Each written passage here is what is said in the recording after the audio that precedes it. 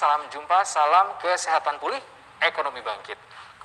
Selamat siang kami ucapkan kepada rekan-rekan media dan seluruh pemirsa yang sudah bergabung melalui YouTube channel FMB 9 ID_IKP dan juga yang bergabung melalui YouTube channel Kementerian Ketenagakerjaan Republik Indonesia.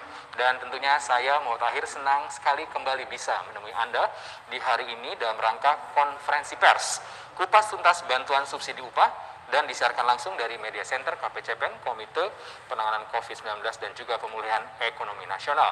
Di mana program ini merupakan saat ini adalah kolaborasi dari Kementerian Kominfo, Kementerian Ketenagakerjaan, dan Komite Penanganan COVID-19 serta Pemulihan Ekonomi Nasional atau KPCPEN.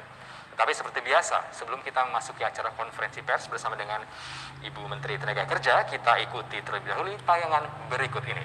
Terlibat dalam konferensi pers siang hari ini. Segera saya sapa yang pertama adalah Ibu Ida Fauziah, Menteri Ketenagakerjaan Republik Indonesia, Bapak Anwar Sanusi, Sekretaris Jenderal Kementerian Ketenagakerjaan, dan yang ketiga adalah Bapak Agus Susanto, Direktur Utama BP Jam Sostek.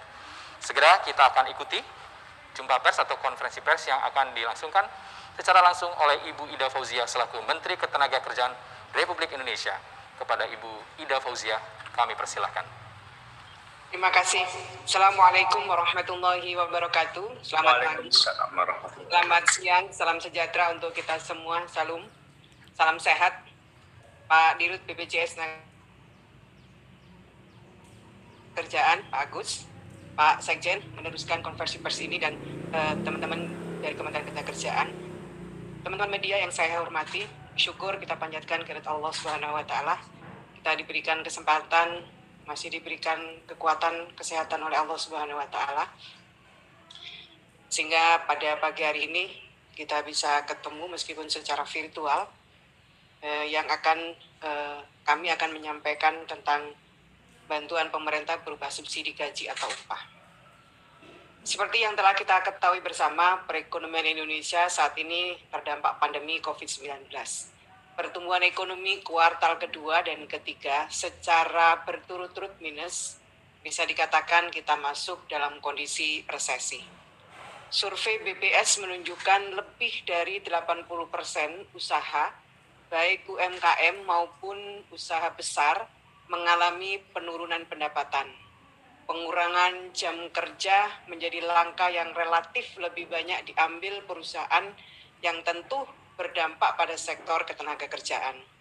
Data Kementerian Ketenagakerjaan hingga Agustus 2020 menunjukkan setidaknya terdapat 3,6 juta pekerja terdampak.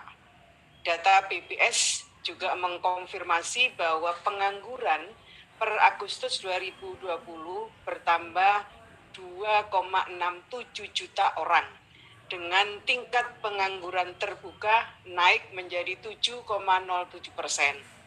Selain itu, secara total, BPS juga mengestimasi dampak COVID-19 terhadap penduduk usia kerja mencapai 29,12 juta orang.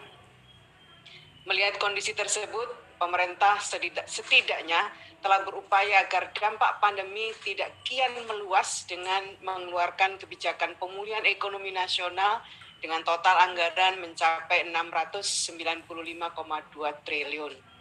Salah satu upaya pemerintah dalam memulihkan ekonomi nasional adalah menyalurkan bantuan pemerintah berupa subsidi gaji atau upah kepada pekerja atau buruh. Subsidi ini kemudian dikenal dengan istilah BSU.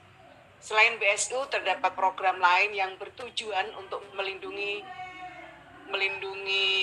pekerja yang terdampak COVID-19, antara lain program Banpres Produktif, Kartu Prakerja, sehingga berbagai program padat karya yang tersebar di berbagai kementerian atau lembaga.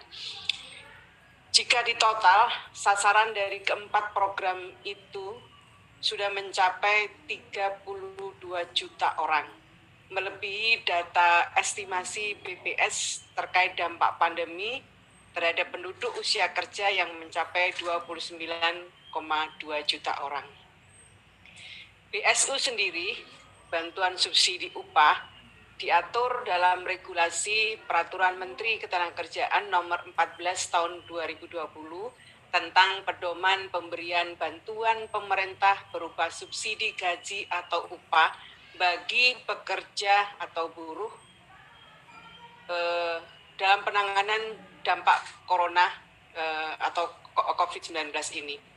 Data calon penerima BSU ini bersumber dari BPJS Ketenagakerjaan, serta telah dilakukan verifikasi dan validasi oleh BPJS Ketenagakerjaan. Mereka yang berhak menerima BSU adalah pekerja atau buruh yang memenuhi persyaratan dan kriteria. Yang pertama adalah WNI, pekerja penerima upah, tercatat sebagai anggota aktif BPJS Ketenagakerjaan per 30 Juni 2020, gaji yang dilaporkan ke BPJS Ketenagakerjaan di bawah 5 juta, dan yang terakhir memiliki rekening yang aktif.